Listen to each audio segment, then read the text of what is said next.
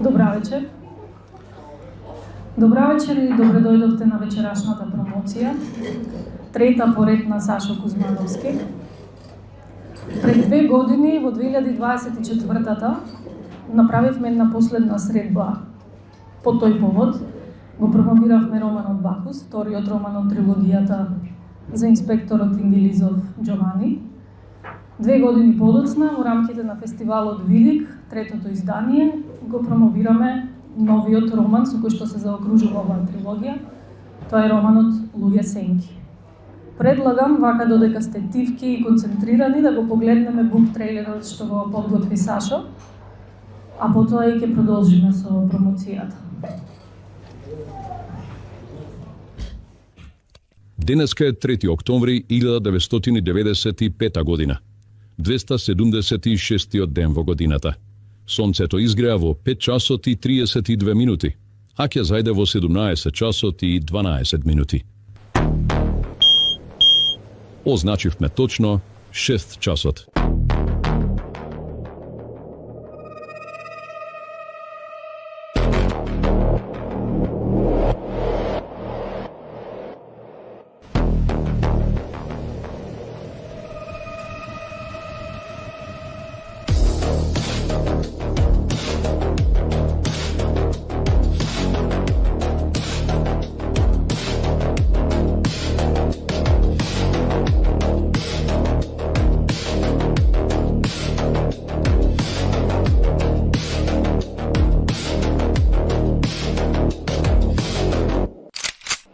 Некои луѓе се како сенки, привид, покриени во темнината, една обична халуцинација.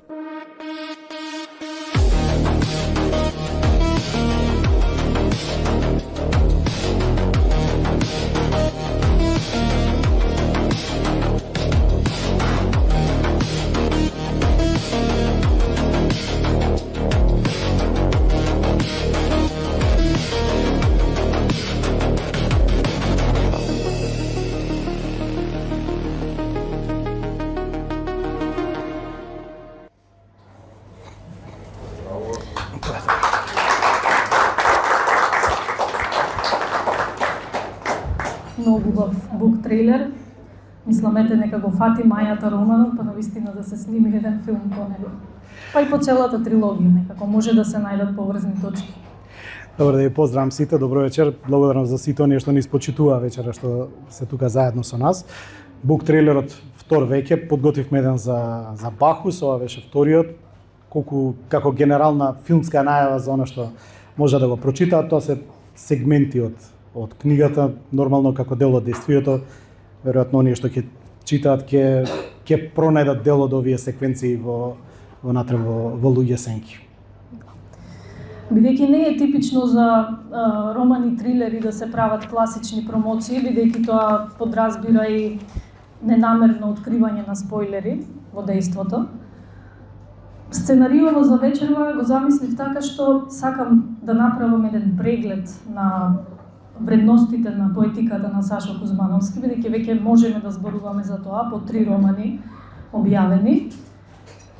А со тоа всушност сакаме да исправаме на неправда која што важи за жанровската литература, во која спаѓаат и крими романите, односно романите од жанрот трилер.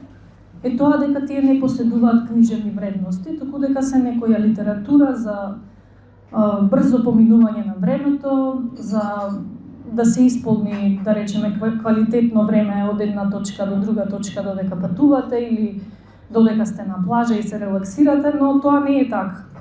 А тоа ни го докажува всушност Сашо Кузмановски со своето опишување.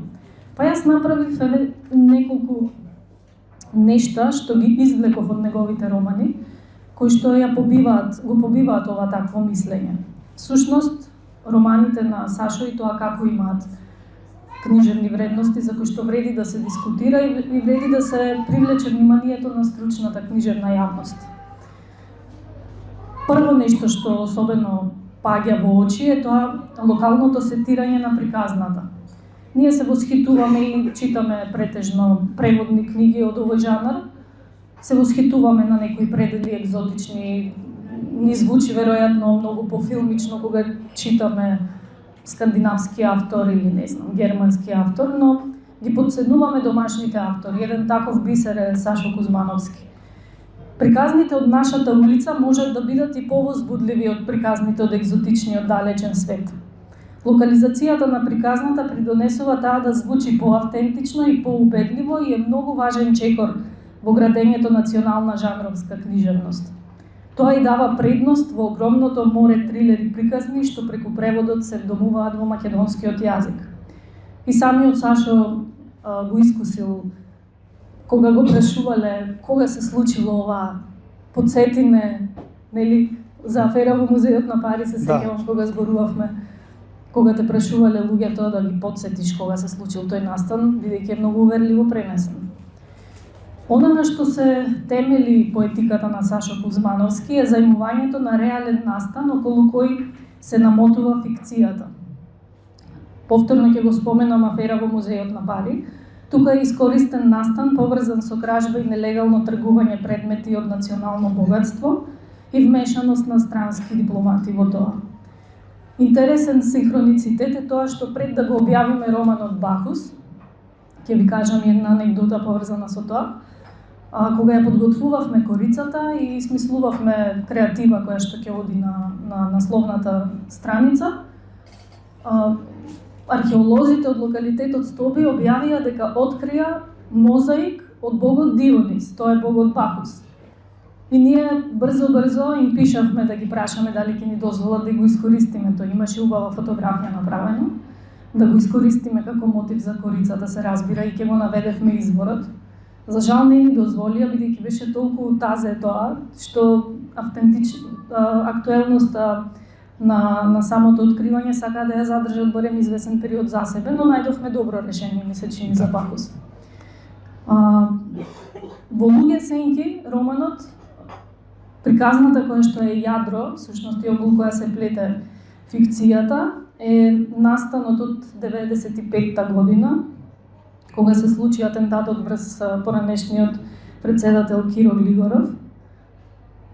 И околу неа Сашо ги додава своите фикциски елементи. Друго нешто важно во неговите романи е мапирањето на места и локации. Ова е многу битно, затоа што представува еден вид книжевно архивирање на изменети простори. Тоа може да се случува под удар на урбанизацијата и особено на драстичната промена на централното градско јадро во Скопје, што се случи во 2014 година со проектот Скопје 2014. Интерактивна мапа, ова исто е можеби како една подточка на претходно кажаното.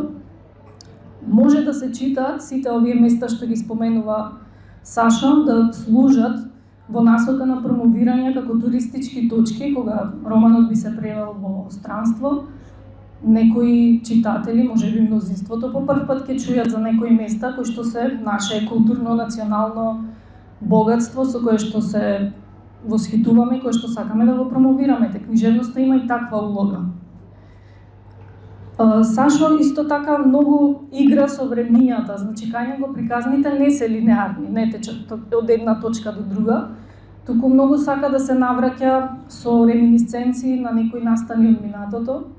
На тој начин покажува дека нештата се поврзани на извесен начин и дека има причини и последици кои што се провлекуваат низ времињата. Така, например, во Бахус има две времиња, едното што се случувало во античкиот град Стоби во времето на Стариот Рим, тие нели баханали, тие ритуали, и луѓе од сегашноста кои што се инспирирале под наводници од тие ритуали и прават кривични дела. Автентичните ликови во романите на Сашо е тоа што тие се моделирани според локалниот социокултурен контекст, имаат традиционални сваќања, се однесуваат на начин кој што укажува на припадност на средината во која што живеат и действуваат, и тоа исто така им дава една уникатна нота, нешто што не можеме да го прочитаме во, да речеме, мислам, кога читаме преводни трилери, се запознаваме со однесувањето и културното миле на земјите од каде што тие од каде што тие потекнуваат. Ете, само со овие постапки, аз сигурна сум дека ги има уште многу. Кузмановски придонесува за развојот на домашната продукција и на делата од жанрот трилер, покажувајќи дека и локалната реалност може да биде плодна почва за напнати, динамични, општествено релевантни приказни. Секој од овие три романи отвора различен тип на мистерија, но истовремено создава и поширока слика за општеството, за институциите и за механизмите на моќта. Сега, стигнавме до третиот дел, Луѓе сенки. Тој е трети последен дел од трилогијата. Сите три дела се независни еден од друг, освен главниот лик, инспекторот Џовани. Можеби во Бахус се споменува попатно лик кој што се појавува во првиот роман, но тоа не влијае, ако некој не го прочитал првиот роман, да му влијае врз разбирањето на вториот роман. Па така и овој Луѓе сенки се случува во 2008 година. Како што кажав, приказната не почнува тогаш, туку почнува 13 години порано, во 95-та година, кога се случува оној атентат, и потоа, нели, фикцијата си работи тука, ги завлекува луѓето да мислат дека тоа што го читаат вистински се случувало, ама сега низ разговорот што сакам да го потегнам со тебе, ќе откриеме малку повеќе не само за Луѓе сенки, иако тој ни е роман во фокус, туку и генерално за пишувањето, за жанрот, за градот Скопје, кој што ти е малтене лик за многу нешта, ако си расположен. Апсолутно. Супер. Прво за романот би сакала да те прашам. Минатата година го најавивме романот на 3 октомври. На тој ден се навршија 30 години од атентатот врз претседателот Киро Григоров. Имаше покриеност во медиумите, се разбира. Особено затоа што до ден денес, колку што јас знам и сум информирана, не постои официјална разрешница на тој настан. Дали ова годишнина ти беше клучна тема за изборот, дали ти беше клучна за изборот на темата за овој последен роман, или од поодамна знаеше дека ќе пишуваш за атентатот, тоест за нешта, но почекај, имам уште неколку подпрашања. Дали, ако случајот имаше разрешница, ако веќе знаевме кој стои зад атентатот и слично, ти сепак ја избереш истата тема да пишуваш, или пак ти беше пресудно ова што остана отворено прашање до денес? Во секој случај, 30 годишнината беше евидентна тема. Луѓе сенки е започната веројатно веднаш по издавањето на Бахус или можеби уште пред издавањето на Бахус, така што беше далеко се уште од 30 годишнина од атентатот.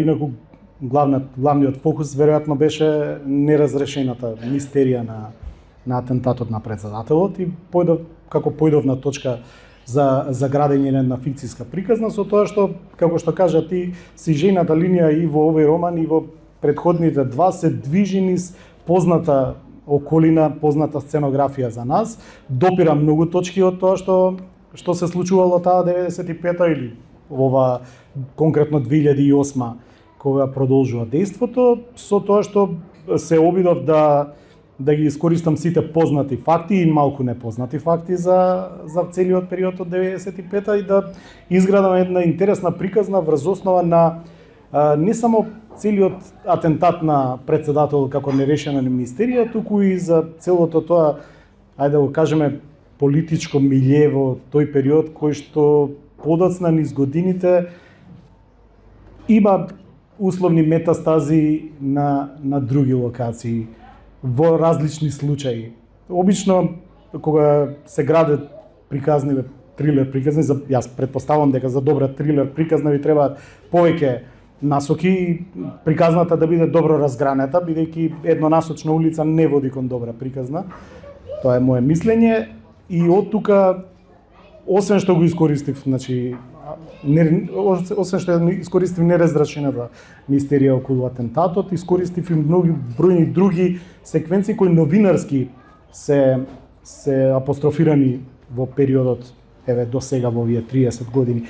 Да не ги најавувам како спойлери, веројатно дел од оние кои што ќе ја читаат, бидејќи имам впечаток дека оваа книга е малку бара повеќе концентрација за читање, прво затоа што дејствијата се преплетуваат со 13 години разлика, во некои моменти дури и сам јас кога пишував се губев дали пишувам 95-та или за 2008 и предпоставам дека тие што ќе ја читаат можно е да имаат таков ефект, затоа што дејствата кои завршуваат во 95-та продолжуваат со слични актери и слични случувања во 2008 и малку дејството се преклопува и затоа мислам дека бара малку пообсежност при читањето. Инаку да, главната идеја беше тоа, кога имате настани кои што се доволно мистични сами по себе, можеби е малку и полесно да изградите уште поголема мистерија со оваа класична фикциска приказна. Да. Без да откриеме премногу, само ќе кажеме дека Луѓе сенки има малку поинаква динамика од претходните два романа, малку побавно тече дејството и тоа не е случајно, бидејќи целиот роман е всушност една полициска истрага, а полициската истрага некогаш знае да тапка во место, во зависност од расположивите докази, докаде стигнале истражувачите во потрагата по виновникот и така натаму, што значи ќе треба малку поголемо трпение да вложите за да го прочитате романот, но секако дека ќе ви го задржи вниманието. Кога сме веќе тука, следното прашање ми се однесува на тоа: колку истражување стои зад полициската истрага во романот? Колку ти истражуваше за да направиш еден ваков роман симулација на полициска истрага? Многу истражување, многу истражување. Прво и основно кога пишувам, предпоставам секој автор има свој начин, своја методологија на работа. Јас додека пишувам, истражувам и генерално не можам ни да кажам колку точно време поминува. Некогаш се случува да завршите со една реченица, две само. Толку да имате време да напишете, што губите време на барање на податоци, на проверка на податоци, на дополнителни секвенции. Многу искрено една книга ако ја реализирате за година-две, предпоставувам дека половина од тоа време е поминато, а ако не и 2/3 во истражувачка работа. Бидејќи трилерите сами по себе не бараат, не е жанр кој што бара само идеја во глава, која што потоа би можел само да ја разградуваш врз основа на твои лични перцепции или чувства. Овде треба малку податни податоци за да бидеш уверлив пред читателите дека тоа што го пишуваш е верно на оригиналот што велат. Да. Иако трилерот сам по себе, бидејќи фикцијата сама по себе не е оригинална приказна, мојата методологија е таква, се околу приказната е оригинална и проверлива. Значи сите податоци кои што се изнесени за луѓе, за настани, за случувања, па и за време на кога веќе бидејќи зборуваме за Луѓе сенки во времето на 95-та година, на случувањата тогаш, бидејќи главно се концентрираме на тој период, од таму се влече главната нишка на приказната во Луѓе сенки која нели се префрла, се разработува 13 години подоцна. Така што да, ако ме прашува за истражување многу, како што продолжувам да пишувам, гледам дека уште повеќе време ми треба. Овие нови книги кои што или нови идеи кои што ги имам се уште по захтевни што велат за работа, бидејќи таков е жанрот. Жанрот е поприлично тежок за пишување, кој не се обидел веројатно не знае, тие што се обиделе знаат како одат тие работи. А особено ако се нафатите да пишувате ако приказната ја сместувате на локално место, каде што го кажавме тој минатиот пат да не се повторуваме, е многу тешко да лажеш некого, мораш да го убедиш со вистински улици, со вистински настани, со вистински реални, не знам, кафеани, објекти, полициски истраги, судско-правен систем и што уште нема во самиот тек на приказната. Дали успеа да добиеш некоја ексклузивна информација истражувајќи за романот? Дали ги прашуваше некои луѓе кои што се поупатени? Да. Не во случајов, туку во начинот на водење на полициска истрага. Собрав доста материјал, значи доста материјал, што од новинарски материјал, што полициски материјали, што видео материјали, се е тоа некоја околина која што не задира во суштината, бидејќи суштината во 30 години се уште ја немаме. но ги искористив како податен материјал да ја градам приказната, да ја искористам за мојата приказна фикциска. Се надевам дека добро се вклопи во таа сценографија, па сега останува на читателите да кажат. Добро, со афера во Музеот на Пари конкурираше за наградата Пегас во 2019 година и така всушност се запознавме и така почна нашата соработка. Дали од тогаш знаеше дека тоа ќе ти биде прв роман за трилогија? Ми е првото прашање, и дали веќе имаше јасен концепт во главата за продолженијата? Не, концепт никогаш немам. Јас и кога почнам да пишувам, пред малку правевме Неврзан муавет јас и ти, никогаш не знам што ќе пишувам, освен главната идеја. Значи, не знам, еве во случајов атентатот на претседателот. Како ќе се развива приказната, се зависи од работите до кои што ќе дојдам како информација. Тие што ќе ми послужат, тие што ќе ги отфрлам, а ми треба навистина доста податоци за да градам една приказна. Кога почнавме афера во Музеот на Пари, знаевме дека ќе биде трилогија затоа што тргнав од таа идеја и не сакав да ја напуштам идејата. Секој од условно речено главните полициски ликови кои што се внатре, освен Джовани како водички носички лик во главна роља, таму има уште два лика, едниот е Марковски, другиот е сега веќе пензионираниот инспектор Коле, и сакав да им дадам шанса во секој од деловите малку повеќе да го разработиме нивниот метод на работа, да ги нивните карактери како луѓе, како се посветени на професијата, какви се надвор во јавниот живот, и мислам дека успеавме до некаде. Првата Джоани го има во сите три книги, иако во првата може малку повеќе внимание додека нели го запознаеме како лик и како карактер, во втората малку повеќе за Марковски, третата овде главно фокусот и завршуваме токму со пензионираниот инспектор. Така што знаев дека ќе биде трилогија, а и во принцип не сум фан на премногу големи серијали, бидејќи ова е некој класичен полициски процедурал во тој смисол и не сум фан на толку многу. Иако зборувавме кога редактиравме на Луѓе сенки на крајот и јас рековме да оставиме малку отворен простор и мислам дека оставивме простор за дел од ликовите кои што се главни да може да продолжат да живеат, веројатно не во оваа констелација, можеби на некое друго ниво, во друга ситуација, но здраве Боже, сега мислам дека ќе се насочам на малку нешто поинакво за да па и мене малку поинтересно да ми биде. Мислам дека со овие три книги за сега се доволни овие ликови се задоволени.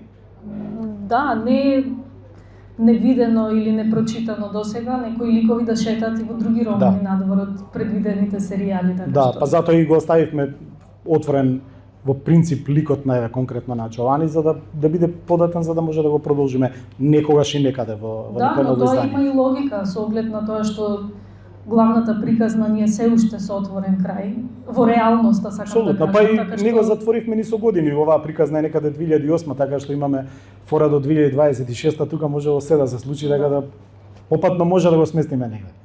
Сигурно. Да, инаку многу ми беше интересно, ми го антиципираше следното прашање што ќе го прескокнам бидејќи е безпредметно веќе. Ние ја водиме како издавач трилогијата за инспекторот Джовани, а Сашо се ја третира како трилогија бидејќи секој дел обработува малку повеќе од секој од трите главни лика. Джовани секако е присутен во сите три, но тука се и Марковски кој што на почеток е негативна фигура, не знаеме зошто, можеби само во главата на Джовани, и Кире Пеповски кој што му е ментор на Джовани. Во овој роман всушност тој е главниот лик, може така да се каже. Па да, покрај Джовани веројатно главната споредна улога игра тој. Да.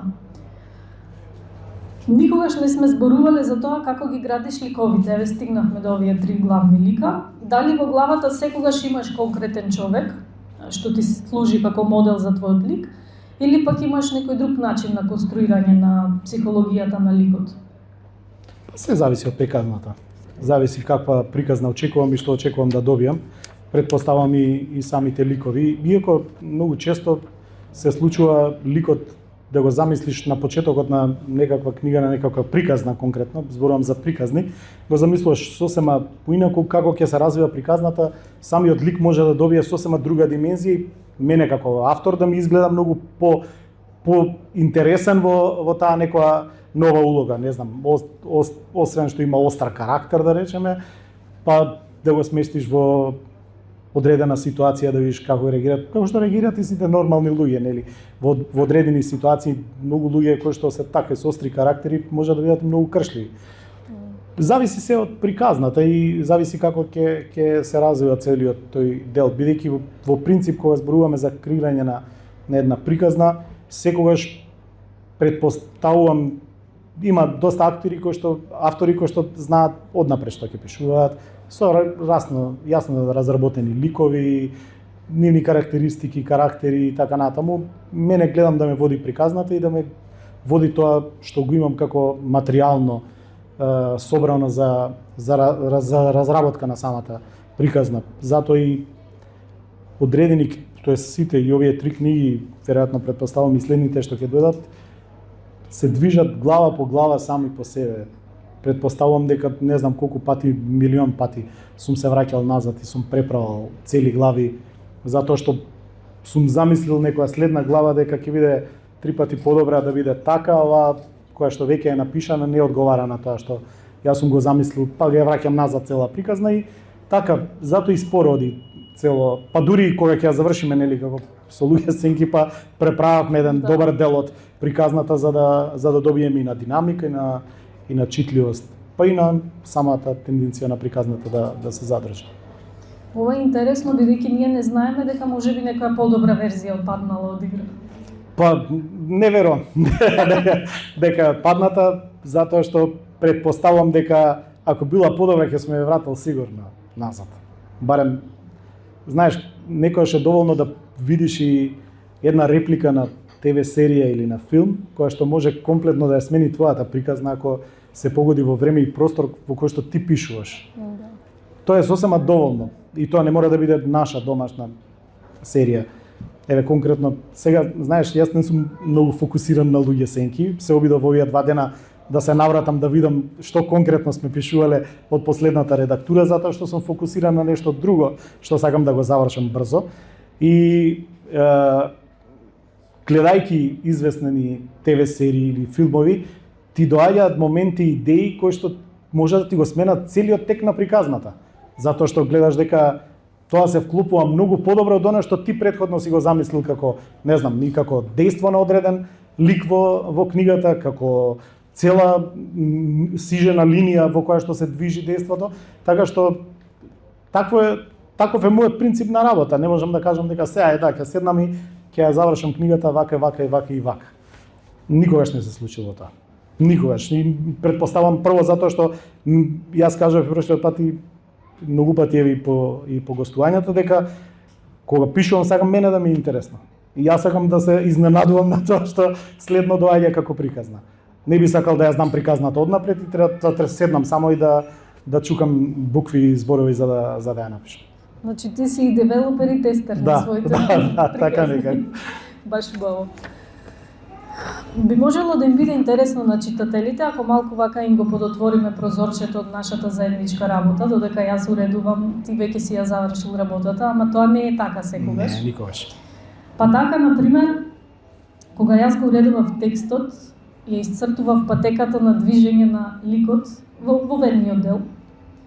Тоа се случува на улицата што секојдневно ја одам од дома до работа и назад и јас не можев да се снајдам во кој правец се движи ликот, нели? И ти се јавив да ми го кажеш, да ми ја исцрташ траекторијата, да ме навигираш. Што значи тоа? Тоа значи дека од 95-та година до денес толку е сменет ликот на градот Скопје, а јас живеам во Скопје од 2007 година и од тогаш до денес е премногу променет градот. А тебе Скопје ти е лик. Тоа нели го споменавме во сите 3 книги. Скопје е местото каде што е сцената каде што се случува дејството во твоите романи. Колку е важно Скопје како твоја сценографија, како кулиси на твоите приказни на дејството? Добро, јас сум тука најдобро го познавам Скопје, без разлика што нормално сум шетал, сум бил и на други локации, други места, го чувствувам како свој многу податно за да можам да градам приказна, затоа што сум доволно веројатно и возрасен веќе да го паметам и тоа Скопје од 90-тите години. Веројатно претходно не е, но 90-тите да, наваму. Да, имаш право, доста беше променето, дури мене ми беше тешко да се снајдам во некои делови, затоа што имав доста материјали собрано и во вид на изданија од вестници, книги посветени на атентатот, тоа се документаристички, значи книги, не зборувам за некоја литература фикциска или како и да е, него чисто документаристички од тоа време. И малку можеби полесно ми беше да се вратам назад во времето на одредени места, случувања, затоа што тој дел пак особено како хотел Бристол е комплетно променет. Сега веќе претпоставам тие кои што не паметат како било во таа 95-та, веројатно поголемиот дел и од нас тешко ќе се сетат. Но овие помладите веројатно многу тешко, дури и на слика тешко се препознаваат. И тешко се наоѓаат и фотографии од тоа време, за да можеш да видиш што како било, но имав доста материјали собрано, така што мислам дека успеав да се снајдам, а истартувањето на траекториите на движење мораше да биде реалистично на тоа време, затоа што луѓе кои што добро го познаваат периодот, веројатно ова ќе им биде некаков времеплов назад во времето дека читаат, барем во добар дел од тие случувања од таа година 95. Да, тоа оди во прилог на оно што го кажавме, книжевно архивирање, меморија некаква, бидејќи не постојат записи поинакви. Да, апсолутно. Јас се трудам да најдам, например, омилен дел ми беше булеварот Климент Охридски со дрворедот на средина, не постојат фотографии, не можам да најдам на интернет. Кога од еден атентат на председател има толку малку фотографии кои што може да се најдат, предпоставувате како е со останатиот дел. Да. Ајде да позборуваме малку за реалноста и за фикцијата. Во неколку наврати забележав дека твојот пристап е да земеш реален настан од црната хроника, претежно, бидејќи тоа го бара овој жанр, и да го замоташ во фикција. И тука ми се формираше една слика во главата дека, и намерно ја користам оваа метафора, како жица обвиткана со изолир. Жицата е спроводникот кој што треба да ја пренесе приказната, ама изолирот малку не држи на една дистанца која што е потребна за да не се изгори, не се разбира. Каде е според тебе границата во твоите романи, зборувам, меѓу документарното и фикциското? Документарното е само сценографија на она што е фикциско. Фикциската приказна зема доста од документарното, од реалното. Дури со одредени карактери, действија, случувања, настани, влегува во самата приказна. Иако тоа се сегменти кои што само ја допираат, а никогаш не дозволувам да ја преземат приказната, затоа што потоа веќе имаме проблем со таа фикциска приказна и допирот на фикцијата и реалноста. Така што се трудам да искористам онолку колку што е за мене потребно за градба на таа приказна, мислам од реалноста. А фикцијата е оној друг дел каде што можеш безгранично да се отвориш и да шеташ, но никогаш не сакам тоа да биде толку тенденциозно и толку нереално, затоа што претпоставувам и сакам и фикциите да се дословно реални на одредени случувања на одредени места. Не сакам нереални фикции. Фикцијата сама по себе е нереална, само можеби ова глупаво звучи, но не сакам фикцијата да оди толку надвор од границите на реалноста да е непрепознатлива за местото, луѓето за кои што пишуваш. Туку таа да биде тука блиску, задржана, влезена внатре во таа некаква сценографија, во тоа милие кое што го имаме, градско, политичко, спортско, не знам што се нема да ставите, да допира до незе, можеби да се одбива, да навлегува помалку, но никогаш веројатно да ја преземе комплетно, да ја практично да ја ископира реалноста. И затоа и фикцијата претпоставувам доволно провокативна кога ќе ви наликува на реалност. И кога ќе се замислите дали всушност ова е фикција или реалност.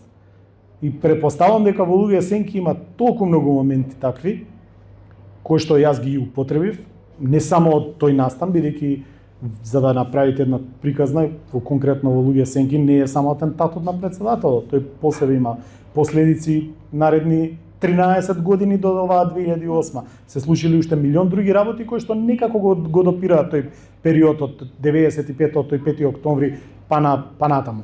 Така што тука има и други настани кои што се поврзани со на некој начин со атентатот, кој што јас сум ги искористил да ја изграда таа моја некаква приказна двонасочна 95-2008.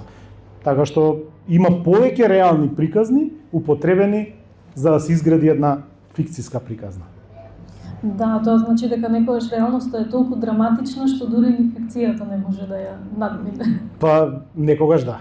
Да. Во некои делови подобре е да ја задржите реалноста отколку да градите фикција. Да. Затоа што таа личи повеќе на фикција отколку она што вие би можеле да го смислите само по себе. Да. Да позборуваме малку и за иднината на овој жанр во Македонија. Првин да те прашам дали може да се зборува и воопшто и за сегашност на жанрот трилер и поджанровите во трилерот. Колку е развиен, дали ги следиш, дали ги читаш другите македонски автори што пишуваат, а потоа какво предвидување имаш во која насока би се развивал понатаму? Мислам дека земавме малку експанзија во однос на трилерот како жанр со сите своји поджанрови, бидејќи убаво кажа и ти преска доаѓаме во ситуација да имаме толку многу поджанрови кои што веќе не знаеме дали сите влегуваат во тој контекст на класичен трилер. Во Македонија конкретно има автори, не можеме да кажеме дека тоа е некаква огромна бројка, но има, особено ме радува што има тенденција авторите да се задржуваат и да продолжуваат да го работат тоа, бидејќи има голем број примери кои што по една-два обиди и завршуваат со пишување конкретно. И не само за тој жанр, туку воопшто и за книжевноста и за авторите.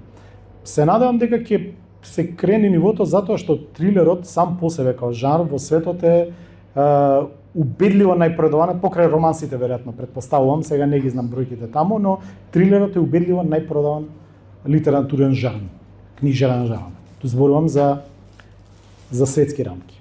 Има толку многу атрактивни имиња кои што на светска мапа тешко веќе да се може некој да размислува да ги достигне нивните тиражи. Тоа само по себе кажува каков е интересот, гладта на публиката за овој жанр. Не знам дали причината се ТВ серии, експанзија на филмови и така натаму, или само по себе што предизвикуваат и ве оставаат во некаква и морална дилема и како да го наречеме умствен предизвик да читате и да се вклучувате активно во самата приказна. Предпоставувам и искрено посакувам, и минатиот пат тоа го реков и сега ќе речам, малку повеќе да се обидуваме да излегуваме од нашите граници. Тоа ми е главната идеја, гледајќи го на што се случува во нашава околина. Не секаде жанров практично, ако ја погледнеме цела бивша Југославија, тука сме некаде, не е дека не знам во Србија или Хрватска и Словенија има не знам каква експанзија на автори на трилер и таму е ограничен бројот и на квалитетни имиња и на оние кои што пишуваат. Гледам што се случува, но гледам дека тие се обидуваат полека да се наметнат на европскиот пазар со своите дела. Предпоставувам тука голема и главна улога имаат издавачките куќи, авторите веднаш по нив, сами по себе, и фаќање на тие трендови на учества на фестивали, пријави на големи избори за награди. Еве деновиве зборувавме француски Лепоин има искрено јас до пред некој време не знаев дека постои најголемата книжевна награда за трилер во Европа која доделува француски весник од 2003 и моментно во Франција, во Париж чинам дека е собрана скоро да речеме 80% од елитата на овие автори на трилер романи. Нека бидат тие 80% од најпродаваните, кои што таму се борат за европската награда. И предпоставувам дека со такви ангажмани можеме да добиеме и интереси кај самите автори, кај самите писатели, поактивно да се вклучат, а и самите ние да добиеме на некој начин сатисфакција за оно што го работиме, не дека нашиот пазар е мал, читателите овде сериозно се во добар број. Што е изненадување или не, но таква е тенденција да гледам и во останатите Ю републики. Има голема читателска публика, кога е во прашање особено трилерот, но и воопшто. Па и романсите, и драмите, и не знам што. Така што во тој аспект мислам дека не заостануваме многу. Само ни треба малку повеќе промоција надвор од нашите граници и за сатисфакција, но и да покажеме со со каков квалитет располагаме. Нормално, квалитетот е секогаш на мерило, или ќе го одбере публиката, или нема да го одбере, тоа е...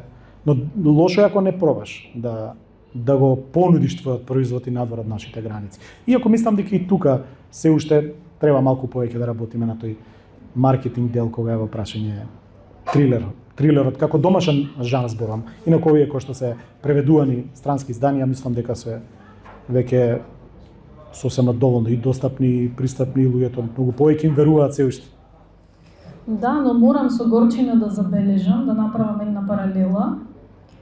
По географски обем и по бројност на жители, Словенија и Исланд сме тука негде. Исланд дури многу помалку жители има од нас.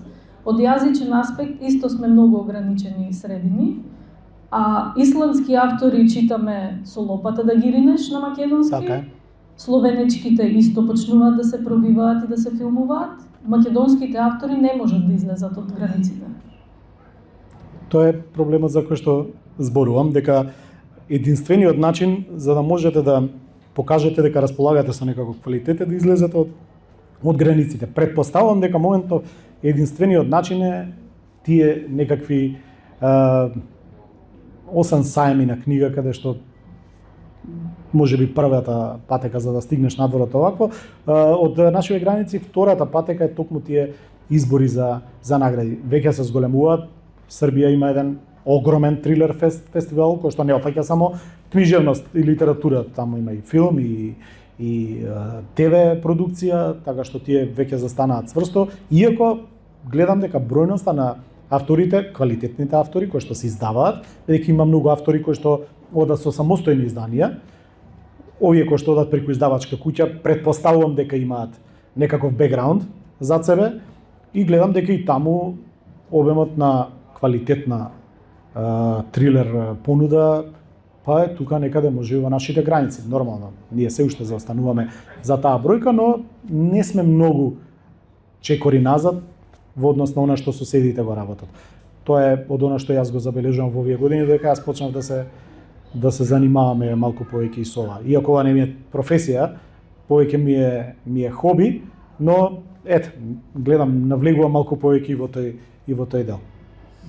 Јас имам една теорија и сакам со неа да поентирам, а тоа е дека македонската читателска публика треба повеќе да чита домашни автори, на тој начин да се градат ранг листите на најчитани дела во Македонија, потоа ние издавачите секако кога гостуваме на саеми во Европа, секако ги нудиме нашите дела, но кога ќе излеземе со некаква мерлива бројка дека ова се чита кај нас, ова е нешто интересно, ова треба да го погледнете, можеби ќе привлече внимание или можеби ова само некоја моја наивна детска илузија, не знам, ама сакам да верувам дека е така. Мислам дека не се доволно читани тука македонските автори. Апсолутно. Независно дали се жанровска книжевност, станува збор, дали за уметничка книжевност, пред се треба локална поддршка на домашната книжевност, за да може некако потоа, кога истапуваме ние како издавачи, да зборуваме така со убеденост дека ова е тоа што го нудиме и тоа треба и другите да го земат предвид. Да, многу тешко ги навикнувате нашите читатели на домашни автори. Не знам зашто имаат некаква стигма кон домашните автори. Предпоставувам трилерот како жанр овде е премногу би рекол се уште млад и нов, се уште нов. До пред 4-5 години кога ќе отидевте во библиотека, во обична библиотека, некај тие и матична и не знам, универзитетската или Браќа Милодиновци, вие да побарате трилер автор домашен, јас сум барал домашен автор трилер, нема. Трилер роман, дајте ми некој домашен автор. До пред 10 години немаше понуда. Не може да најдат. Иако, ние ако земеме нашата македонска книжевност, ние можеме да најдеме елементи на трилер во многу дела. Но класичен трилер, како трилер, полициски процедурал или нешто слично, тешко се наоѓаше. Сега во овие последни 5-6 години, предпоставувам и сигурен сум дека бројката оди нагоре. Се надевам дека кога ќе седнеме овде за 10 години да промовираме некоја друга книга, муабетот ќе биде многу поинаков. Конкретно за ова прашање. Да, и понудата на локални приказни, нешто што е необично, бидејќи ние сме екзотични за другите култури, како што се возбудуваме кога читаме што се случува на фјордовите во Така. Норвешка или не знам, во Исланд, така и тие можеби ќе сакаат да прочитаат нешто што се случува во антички локалитет во Македонија, обсерваторија, Кокино и така натаму. Имаме такви магиски некои простори кои што можат да изродат убави приказни. Апсолутно. Добре и приказна на обична Скопска улица или не знам на Битолска улица да се напише. Не е потребно само да има некакво магиско место или нешто слично. Добра приказна поминува низ секаков урбано и рурално подрачје. Само е добро да се охрабрат авторите да пишуваат за она што го живеат или да пишуваат за она кое што го знаат, што можат да го проверат, да го видат. Многу е веројатно поедноставно да пишувате за некаде нешто далеку и тоа да го најдете денеска на интернет и да го проверите. Многу потешко е да ги убедиш читателите со нешто непроверено, а ставено во книга, ако тоа навистина не соодветствува со реалноста. Веројатно тоа е малку и знаеш, предизвикувачки, но не знам колку е охрабрувачки за авторите. Јас сакам да се охрабрат што повеќе да пишуваат за настани овде, да ги сместуваат своите приказни овде, за да бидат и поавтентични, а веројатно и поекзотични за ако некогаш дојдат на некој странски пазар, да излеземе малку подалеку од овде. Сашо, мислам дека имавме многу убав разговор, загребивме под површината на твојата поетика. Ти посакувам да продолжиш да пишуваш вакви локални приказни со сиот механизам творечки со кој што располагаш, а јас верувам во тоа што го пишуваш ти, искрено. Ви благодарам што не слушавте со внимание. Сашо ќе е расположен да ви подпишува примероци и можеме да се подружиме малку неформално. Апсолутно. Тука сме за сите, уште еднаш благодарам за сите што дојдовте.